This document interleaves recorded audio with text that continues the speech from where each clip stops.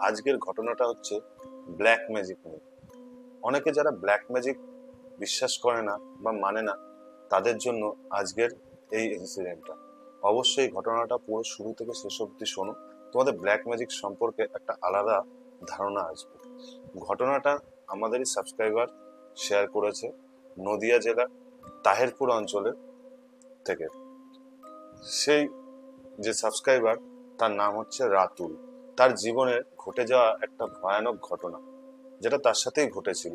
আজকের ঘটনাটা আমি যখন সাবস্ক্রাইবার কাছ থেকে শুনি, আমি নিজে অবাক হয়ে যাই এবং নিজে আমি পার্সোনালি সাবস্ক্রাইবারের সাথে তো কথা বলি।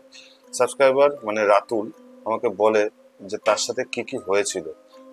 চলুন ঘটনাতে যাই। ঘটনা হচ্ছে 2015 সালের।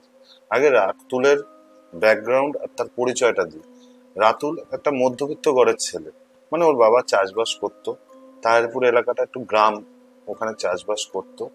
রাতুল খুবই পরিশ্রম করত এবং পড়াশোনা ভালো ছিল, বাবাকেও কাজে হেল্প করতো এবং খুব কষ্ট করে একটা গভর্নমেন্ট সার্ভিস পায় 2018 সালে।